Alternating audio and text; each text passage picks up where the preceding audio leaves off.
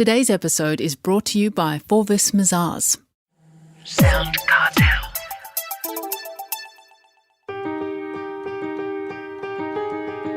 From SoundCartel, I'm Nicole Goodman, and this is Business Essentials Daily.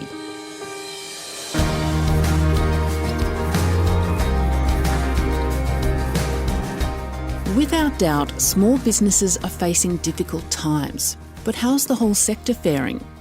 Amid economic pressure and a drastic increase in insolvencies, Luke Achterstraat can offer some guidance and advice.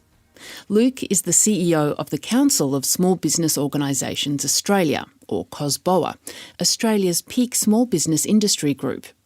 So where can you find resources and support, and what does the small business landscape look like at the moment? Luke explains to Jeff Waters. In terms of uncertainty, 1 month we're hearing that inflation's coming down and there's anticipation that we might get, not just one but maybe 2 interest rate cuts this calendar year. And then the next month we see inflation come in and the figures are higher than everyone expected. And all of a sudden, the conga line of economists and experts are all saying, well, actually, no, you won't get any interest rate cuts this year. In fact, we might even see an interest rate increase. So it's a little bit frustrating for small businesses out there who, it's a little bit like 1 step forward, 2 steps back, Jeff, for small businesses who might have been hoping to see that glimmer of hope, having it dash before their eyes. So that's the uncertainty piece. And in terms of the complex piece or complexity, we are seeing an environment where there's a lot of more regulation. You're seeing government looking to enter a lot of different areas. You take the Privacy Act, for example, typically small businesses have been exempted from that. That's a piece of legislation that makes very clear guidelines about the way firms need to handle customer data. Now, that's a very important thing to get right. But for a very good reason, small businesses have been exempted from any potential punishment under that act because they don't necessarily have, big teams with resources that can really make sure they're following certain principles. Now, the government's decided to remove our exemption from that. So that's okay. We need to get our head around that, but that comes with time, that comes with cost, and we need our members to actually understand, what they need to be doing on that front. So that's just one example of the complex environment. We're seeing the cybersecurity risk increase as well. That's really top of mind for a lot of small businesses. They're worried about the threat of being hacked. The research that's come out this year has indicated that if a small business is breached, a cyber attack can cost them up to $50,000. Now, for a small business, that's fatal. It's not like a big business where they might have cyber insurance. They might be able to go back to their shareholders and, improve their funding and survive that off a big balance sheet. For a small business, that can be fatal. So there's a range of these, new and dangerous risks coming through and complex regulatory change facing small businesses. And on top of that, the general economic uncertainty. So it's a very challenging time for small business, but we know that our small businesses are resilient. They've demonstrated that throughout COVID. But, unfortunately, there's more challenges to come. We're really hoping to batten down the hatches this year. We're hoping that there might be some better times ahead in the future. Wow. Clearly, you say that a great number of businesses in Australia, small businesses, are resilient or have displayed great resilience, but some of them haven't. What are the insolvency figures like at the moment? Yeah, Jeff, look, the insolvency figures really raise a pretty big red flag, and there's a bit of a call out here to everyone in the community, not just government, but also consumers as well. So ASIC, the Securities Investment Corporation, in February this year actually said that insolvencies for the 12-month period were 100,000. That's 100,000 businesses, and they're largely small businesses, pretty much the majority of them, small businesses that went insolvent. Now, that's really difficult news. That's really challenging, and obviously it affects those small business owners, but it also affects their employees, Jeff. It also affects their suppliers, and it also affects their customers. Let's not forget that 1/3 of small businesses are actually based in regional areas. So if a cafe closes in a regional town, well, then you've got less choice, you've got less job opportunities, you've got greater risk of, the so-called brain drain. So it's the hardest period on record in about 10 years' time. And that's what ASIC's telling us. Now, that's just the ones we know about, Jeff. That's formal insolvencies where a business actually enters administration and registers that with the government. Now, on top of that, we're seeing a little bit of a sort of a silent wave of business resignations, if you like. You're seeing businesses who are voluntarily saying, look, this is all too hard. My costs are too high.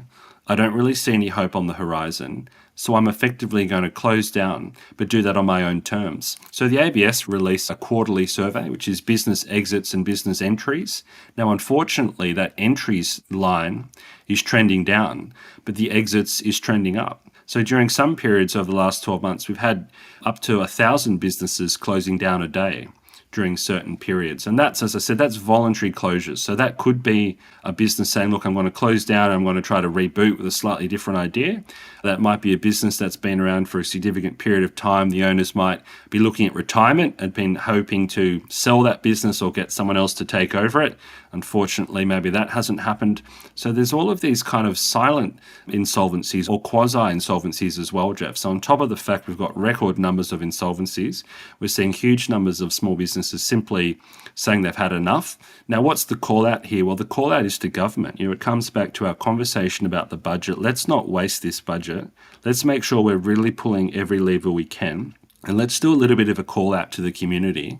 Where you do have your small businesses on your street, down the road, or you've got friends who run small businesses, let's really back them in. Government can't solve this alone. We need consumers to really support their small businesses at the moment. Not just the cafes and the restaurants. Think about your bookshops. Even think about your building companies as well. Think about arts and recreation. Obviously, personal services like hairdressing and medical services as well.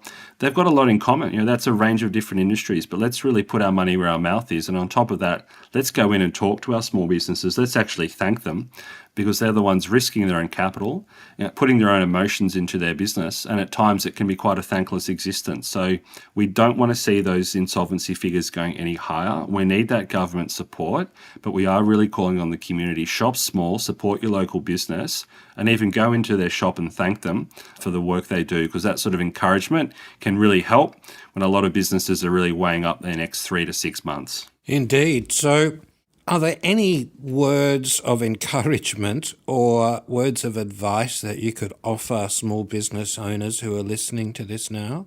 Jeff, to the listeners on the podcast who are running a small business or are thinking about running a small business or have friends who are running a small business, I'll simply say this: don't suffer in silence. There's actually a lot of people out there looking to support you. There are organizations like COSBOA. We have resources, we have information. We can try to point you towards those relevant grants and incentives. There's programs like the Business Bureau. In New South Wales, for example, they have a business bureau that brings together all of the various resources and grants and support and assistance at a national level. You've got the Australian Business Ombudsman. You've got things like business.gov.au. And there are grant programs out there. There is some relief out there. A lot of that information can be brought to you through business.gov.au. You've got small business commissioners. This is a great initiative. In most states and territories in Australia, government actually has an appointed commissioner who's responsible for raising grievances, raising concern. They often do get involved with retail tenancy disputes as well, Jeff. So a lot of small businesses, I mentioned, if they're struggling to come to terms with an agreement with their landlord, well, the small business commissioner might be able to provide some kind of mediation and do that at low cost, because we know that the last thing small businesses have time for is to be caught up in lengthy legal battles and costly legal battles. So there are some avenues out there. And please engage with COSBOA. We're a member body. We're made up of 40 or 50 different member associations across industries as diverse as retail, hairdressing, textiles, manufacturing, butchers, and all the rest of it. Anything small business related, your industry body is there to help you, and COSBOA is there to help them. So my simple message, Jeff, would be, we acknowledge the great work small business does. Without small business, the Australian economy wouldn't be a fraction of what it is. Let's not forget, small businesses employ 5 million people. They train 40% of all apprentices in Australia. They make up 98% of all Australian businesses. So don't suffer in silence. Keep up the great work and reach out for help, because you might just find there's more people out there willing to help than you first thought. That's Luke Achterstraat, CEO of the Council of Small Business Organisations Australia.